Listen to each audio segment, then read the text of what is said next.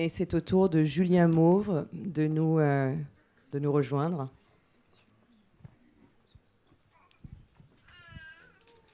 Bonsoir Julien. Alors le micro, voilà, parfait. Bonsoir. Tu vas nous parler de l'île aux libellules. Existe-t-elle vraiment, cette île ? Non. En fait, elle a une particularité, c'est qu'elle est le fruit de mon imagination. Mais comme effectivement ce sont des photos, donc c'est des images qui viennent du réel, mais que j'ai piochées, entre guillemets, pour recréer un univers qui est complètement imaginaire. Pourquoi une île aux libellules ? Alors le titre de la série, là on brûle un petit peu les étapes parce que c'est pas vraiment l'origine de l'histoire, mais pour une raison particulière, cette île, je l'ai trouvée et ce décor pour ce projet, je l'ai trouvé au Japon. Et en fait, il y a une légende au Japon qui dit que le premier empereur du Japon est monté sur une montagne et a contemplé le Japon et a dit ça s'appellera l'île aux libellules. Ça veut dire Akitsushima en japonais. Et voilà, la traduction, c'est l'île aux libellules. Moi, je suis beaucoup à la recherche de titres poétiques et c'est vrai que celui-là, il résonnait particulièrement bien.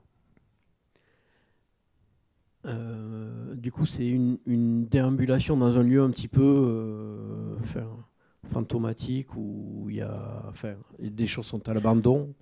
Ouais, en fait, moi, je travaille beaucoup par univers, donc j'essaie de raconter une histoire. Donc, l'origine de cette histoire, en fait, c'est il y a une légende qui raconte que, donc à partir de l'année 1300 jusqu'en 1800 à peu près, sur les cartes du monde, on retrouvait une île, en fait, qui se déplaçait plus ou moins. On n'arrivait pas à la situer vraiment très exactement. Et puis, on avait des récits aussi qui alimentaient aussi la légende de cette île, des récits assez détaillés de gens qui prétendaient l'avoir explorée. Donc on parlait d'une végétation luxuriante, on parlait d'une civilisation technologiquement avancée. Voilà, il y avait toutes sortes de mythes qui couraient autour de cette île. Et à partir de 1800, en fait, cette île, elle disparaît complètement des cartes et on ne la retrouve plus nulle part. Donc il y a beaucoup d'explorateurs qui se sont lancés à sa recherche. Il y a eu beaucoup de gens qui ont cherché à trouver des explications sur sa disparition. Ah oui. Et forcément, ça suscite l'imagination, ça suscite le fantasme. Moi, c'est quelque chose qui est très important dans mon travail, c'est l'imagination, l'imaginaire. Et ça m'a tout de suite inspiré. Et je me suis dit que ce serait intéressant d'utiliser la photo pour partir à l'exploration de cette île, justement, et puis d'en ramener un espèce de reportage photographique et de raconter en fait l'histoire de ma découverte de cette île. Et effectivement, ce qu'on voit sur les images beaucoup, donc j'ai choisi volontairement un univers cinématographique un petit peu, on va dire un petit peu diaphane, avec des lumières assez basses, pour créer une sensation. En fait, donc la découverte du Japon a coïncidé un peu avec la découverte de cette légende. Je me suis dit que c'était là que j'avais envie de réaliser les images. J'ai commencé à faire des images. Et ce qui ressortait très vite de ces premières photos, c'était l'envie d'illustrer ça par donc, un objet, une empreinte humaine, une construction humaine en fait au centre de l'image, et tout autour encerclé par de la nature. Donc c'est ce qu'on retrouve, c'est ce schéma en fait qu'on va retrouver dans toutes les photos. Et donc on a une absence de ciel sur toutes les images, et on a juste cette nature autour de l'objet. Et on ne sait pas vraiment en fait, quoi penser de cette nature, on ne sait pas si elle est menaçante, on ne sait pas si elle est bienveillante, on ne sait pas exactement ce qu'elle nous veut, mais justement ça nous place dans une situation. Donc parallèlement à ça, l'humain est complètement absent. Là, je pense qu'on a un petit peu fait le tour des images. On n'a jamais d'humain, on n'a jamais de forme humaine. On a des routes, on voilà, sent la l'humain, présence humaine. exactement, l'humain il est présent à travers ce qu'il a construit, à travers le dialogue qu'il a établi avec la nature, mais il n'est pas physiquement présent. Donc on se pose la question de savoir ce qu'il est devenu. Est-ce qu'il a disparu soudainement ? Est-ce qu'il est encore existant ? Parce que parallèlement à ça, ces constructions, elles ne sont pas délabrées, elles ne sont pas abandonnées. C'est des choses qui sont entretenues, en tout cas en bon état. Donc s'il s'est passé quelque chose, ça s'est passé subitement. Donc c'est toutes les questions qui sont soulevées en regardant ce projet, c'est de savoir ce qu'est devenu l'humain. Donc il y a évidemment une considération écologique, ça interroge un petit peu justement la société dans laquelle on vit, les menaces auxquelles on va devoir faire face, auxquelles on fait déjà face en termes d'environnement.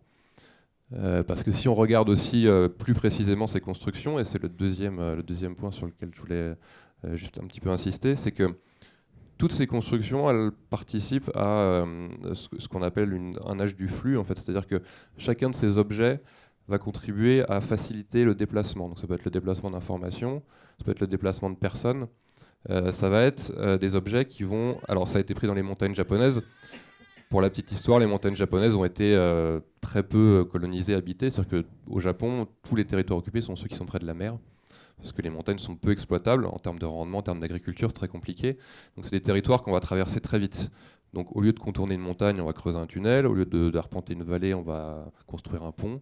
Et puis on a des câbles électriques qui sont très présents partout dans la série. Et toi, comment tu as construit ton histoire par rapport à cette île-là? Tu avais des déambulations qui étaient plutôt prévues, qui correspondaient à des types de paysages particuliers, à des ambiances. Comment tu t'es organisé et après tu as édité ta série en fait?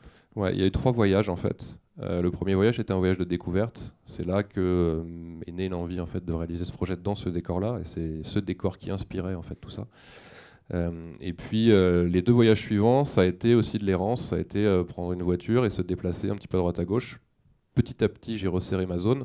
Chaque retour en France, c'était l'occasion de décompresser, de regarder les images, de voir un petit peu ce que j'avais, pour resituer un petit peu le projet, le recentrer et repartir après pour retrouver d'autres images. Et finalement, le 3e voyage a été celui dans lequel j'ai puisé le plus d'images. D'accord, ok. Très bien. C'est vrai qu'il y a beaucoup de références spirituelles. La nature est très présente, un petit peu religieuse aussi. Il y a des... Non, c'est assez particulier comme ambiance. Est-ce que... On a du temps. Est-ce qu'il y a des questions pour que ce soit dans le public ou le jury, hein? Le public a le droit de parler, vous savez. Hein. Vous avez le droit de poser des questions. Il y a un petit bébé qui parle. Oui, non, il avait l'air d'ailleurs très... il avait l'air d'aimer. Si, on peut regarder peut-être le site, peut-être oui, les voilà, autres c'est travaux. ce que j'allais proposer. On a un petit peu de temps en plus. Si on regardait peut-être une autre série, donc pas celle qui a été retenue, mais ou que tu as proposée. Ouais, alors tout ça, c'est des projets que j'ai réalisés depuis plusieurs années. Donc, par exemple, After Lights Out, qui est le 2e projet là dans la liste, ça, c'est un projet qui met en scène un univers dans lequel l'électricité a disparu. C'est le postulat de départ.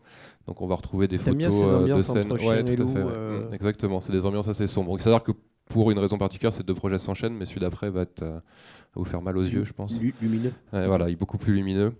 Donc dans ce projet, effectivement, c'est partir de ce postulat que l'électricité a disparu, et on retrouve dans chaque image uniquement un petit point lumineux en fait, qui attire l'œil et qui suscite de la même façon un petit peu le questionnement.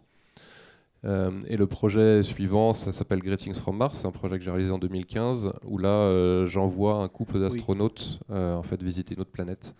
Donc je me projette loin dans le futur, et en fait ils se mettent en scène tous les deux pour raconter leur voyage en fait, en utilisant tous les codes de la photographie touristique contemporaine, donc les selfies, les sauts devant les paysages, les photos de dos. Ils vont vraiment se mettre en scène devant les paysages. Et en fait, ces 3 projets, donc évidemment, ils ont une existence propre. Chaque projet, un peu à la manière d'un film, va développer un univers, développer une histoire. Mais le fil conducteur de tous ces projets, je pense que c'est cette considération justement, enfin, sur le futur de l'humanité, ce questionnement sur le sens un petit peu de la vie, et puis justement sur ces menaces ces choses qui nous menacent, et puis la manière dont on y fait face, comment on considère notre futur, est-ce qu'on sera une espèce multiplanétaire, ou est-ce qu'on se fera, finalement on disparaîtra dans l'oubli. Peut-être que la réponse est dans l'île aux libellules. Peut-être. Merci Julien. Merci. Pas de questions ?